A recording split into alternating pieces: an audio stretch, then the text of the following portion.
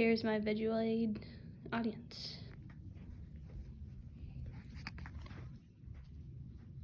Ancient Greeks referred to constellations as casterioni, meaning placings of the stars. According to an article called The Immortals Behind the Stars by Jordana Max Brodsky, published in 2016 by Space.com, the Greeks believed the gods placed the stars in the sky for a reason. From the people, animals, and objects placed in the sky, entire stories are told throughout the night sky from one constellation to the next. Today I will be informing you about 3 constellations: Cetus, Cassiopeia, Perseus, and their Greek mythology. Stars have been seen by the world for centuries on centuries. We see stars every night and wonder what they really are. Many civilizations in the past have used stars as navigation tools.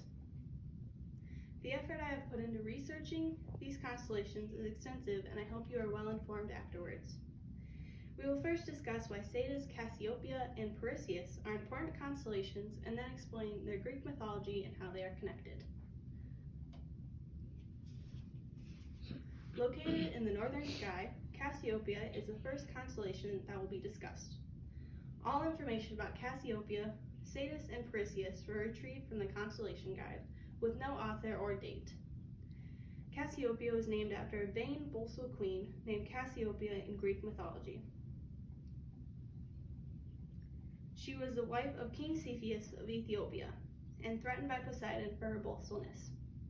This constellation is best viewed in November, and is easily recognizable for its distinctive W shape. Cassiopeia is the 25th largest constellation in the sky, and also belongs to the Perseus family of constellations. Another family member of the Perseus family of constellations includes Perseus himself.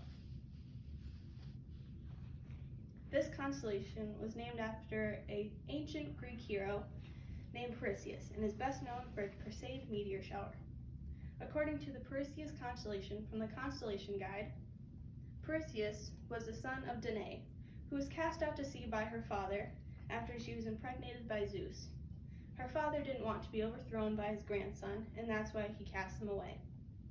Zeus brought them to shore, and Perseus became a hero after being involved in many other myths, including decapitating Medusa, whose gaze could turn you to stone.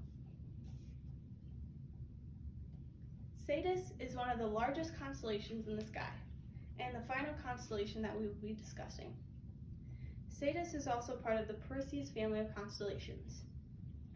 Also known as the whale, but not exactly looking like a whale, Cetus was named after the sea monster from the Greek myth about the princess Andromeda.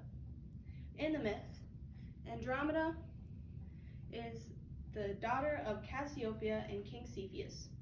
Cassiopeia boasted that she was more beautiful than the 50 sea nymphs.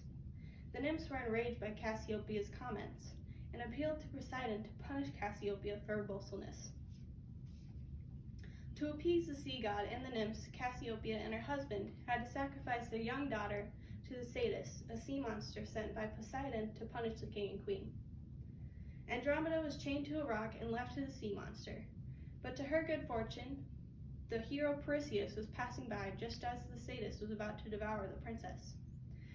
Perseus rescued the princess and killed the Cetus. He and Andromeda were later married. Believe it or not, these 3 constellations fit together into one myth.